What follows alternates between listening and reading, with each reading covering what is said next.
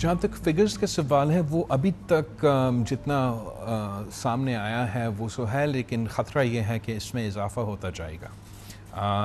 جو نقصان ہوا ہے وہ بلوچستان میں بھی ہوا، جنوبی پنجاب میں بھی ہوا، خیبر پختونخوا گلگت بلتستان میں بھی ہو رہا ہے، اور سب سے زیادہ متاثر صوبہ سندھ ہوا ہے۔ ہمارا تقریباً پورا صوبہ، ہر ضلع ڈسٹریسڈ کیٹاسٹرفی افیکٹڈ ڈکلیئر ہو چکا ہے۔ میں اپنا ایک اگر لاڑکانہ کا ایگزامپل دے دوں، صرف لاڑکانہ ضلع سے 80,000 فیملیز ہیو بین ڈسپلیسڈ۔ ان سب کو اب ٹینٹس پہنچانا، کھانے پینے کا سامان پہنچانا، صحت کی سہولیات پہنچانا انشور کرنے کے لیے کہ یہ بیماری نہ پھیلے، یہ ہمارے امیڈیٹ چیلنجز ہیں۔ ہم اس وقت تک، جبکہ یہ تو بارشوں کا سلسلہ جون کے آخر سے لے کے اب اگست کے آخر تک چلتا آ رہا ہے، لیکن ابھی بھی ہم ریلیف اینڈ ریسکیو کے سلسلے میں ہیں۔ جو لوگ افیکٹ ہو چکے ہیں وہ ڈرائی گراؤنڈ کی طرف آ رہے ہیں، ان کو ہم کوشش کر رہے ہیں کہ کسی بھی طریقے سے، چاہے وہ ٹینٹس کے تھرو یا ہمارے سکولز میں، ہمارا کالجز میں جو بھی حکومت کی بلڈنگز ہوں گے ان کو ادھر پناہ دینے کی کوشش کر رہے ہیں، اور ریسکیو اور ریلیف ہمارا انیشل فوکس ہوگا۔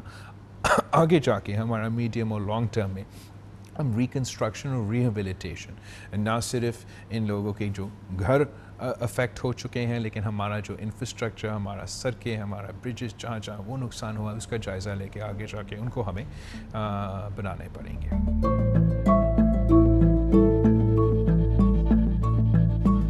افسوس کی بات ہے، اس لیے میں نے پوری دنیا میں ایسے مثال نہیں دیکھا ہے جہاں اتنا بڑا ایک قدرتی آفت ہو، اتنا سارے لوگ متاثر ہوں، اتنے سارے علاقے متاثر ہوں، اور اس وقت ہمارا سیاست چلتا رہے کہ ایسے دنیا میں کوئی مثال نہیں ملتا۔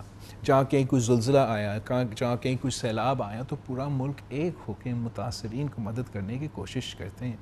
ہمارے جو اپوزیشن ہے ان کا مرضی ہے، انہوں نے اگر جلسہ کھیلنا ہے وہ جلسہ کھیلتے رہیں، وہ اپنے الیکشنز کے مطالبات کرتے رہیں۔ اس وقت ہمارا جو پرائیورٹی ہے وہ اس مانسون کے، اس سیلاب کے متاثرین کے دکھ درد میں شامل ہونے ہیں۔ ہم نے ان کو جو بھی ریلیف ہم سے ہو سکتے ہیں اپنے حکومتوں کی طرف سے، صوبائی حکومت، وفاقی حکومت، ساتھی جہاں سے ہم مدد کر سکتے ہیں ان کو پہنچانے، وہ ہمارا پرائیورٹی ہے۔ میں خود تو وزیر خارجہ ہوں، مگر اتنا شدید بارشیں اور اتنا نقصان ہوا ہے اس سیلاب کی وجہ سے کہ میرا ایک دورہ تھا یورپین کنٹریز کا، میں نے وہ تو پوسٹپون کر لیا ہے تاکہ اس مشکل گھڑی میں ہم اپنے عوام کے ساتھ ہو سکتے ہیں، ان کو مدد کر سکتے ہیں۔ بعد میں سیاست چلتا رہے گا، ہم دیکھتے ہیں اس کے ہم مقابلہ انشاءاللہ تعالیٰ کریں گے، لیکن اس وقت ہمارا پرائیورٹی یہ ہے کہ ہم نے ان سیلاب متاثرین کو، مانسون کے متاثرین کے ساتھ دینا ہے۔ ہمارا جو مخالف ہے، چاہے وہ حکومت میں ہو یا اپوزیشن میں، وہ کبھی اس چیز میں دلچسپی نہیں لیتا۔ 2020 میں اسی صوبہ میں عوام متاثر ہوئے تھے۔ آج کا اپوزیشن اس وقت حکومتی جماعت تھا، وزیر اعظم تھے، اس وقت بھی انہوں نے ہمارے سیلاب کے متاثرین کے ساتھ نہیں دیے۔ آج وہ اپوزیشن میں ہیں، ان کے اپنے صوبہ میں سیلاب ہو رہے ہیں، مگر وہ جلسے کھیل رہے ہیں۔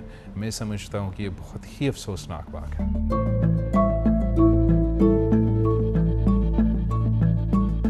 میں سمجھتا ہوں کہ دنیا میں ایسا کوئی حکومت نہیں ہے، نہ صوبائی یا وفاقی، جو اس اسکیل کا نیچرل کلیمٹی کا مقابلہ کرنے کا کیپیسٹی رکھتے ہوں۔ لیکن آپ کے سامنے جب اتنا بڑا مسئلہ آ جاتا ہے تو آپ ہی ہر انسان اپنا کوشش کرتے ہیں کہ وہ مدد پہنچائیں۔ جہاں آپ ہمارا کنسرنز کے پوچھ رہے ہیں، ہمارا سب سے اہم پرائیورٹی اس وقت یہ ہے کہ ہم نے اپنے عوام کو ٹینٹس پہنچانے ہیں۔ صوبہ سندھ کے سٹاک میں 90,000 ٹینٹس تھے، وہ ناکافی ہے۔ صوبہ سندھ کو کم از کم conservative estimate we need 1 million tents, اس کے لیے ہم خود پروکیور کرنے کی کوشش کر رہے ہیں، خریدنے کی کوشش کر رہے ہیں، بندوبست کرنے کی کوشش کر رہے ہیں۔ پھر جو کھانے پینے کا اشیاء ہے وہ نہ صرف ہم لیکن پورا سوسائٹی ایک ہو کے سب اپنے اپنے کوششیں کر رہے ہیں کہ متاثرین کو کسی قسم کا راشن پہنچائے، کسی قسم کا وہ سامان اور امداد پہنچائے۔